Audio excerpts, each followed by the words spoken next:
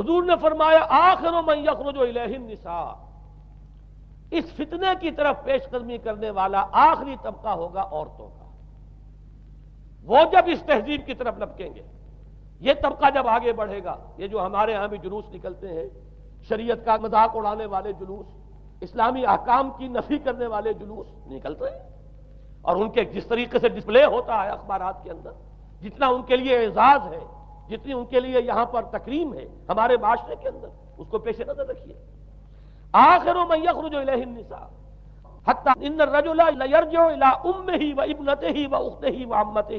فیوثقھا رباطا، یہاں تک کہ ایک بندہ مومن کا حال یہ ہو جائے گا کہ وہ دوڑے گا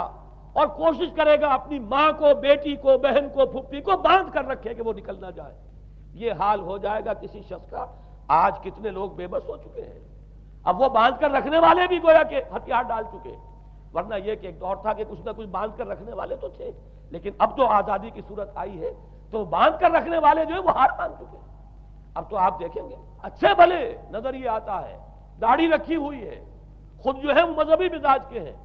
لیکن بالکل بے پردہ کو خاتون جو ہے این ان کے اسکوٹر کے پیچھے بیٹھی ہوئی یا ان کے کار کے اندر ان کی برابر کی سیٹ کے اوپر بیٹھی ہوئی جا رہی ہے۔ بے پردگی، یہ اباحیت، ہمارے اخبارات کا جو حال ہے اس کو دیکھیے۔ خدا کے لیے یہ رنگین صفحات بند کرو، لیکن مجال ہے جو کسی کے کان پر جوں تک نہیں دی۔ لہذا حدیث کے الفاظ نوٹ کیجئے، آخر من یخرج الیہ النساء، اس فتنے کی طرف پیش قدمی کرنے میں آخری طبقہ جو ہوگا وہ خواتین کا ہوگا۔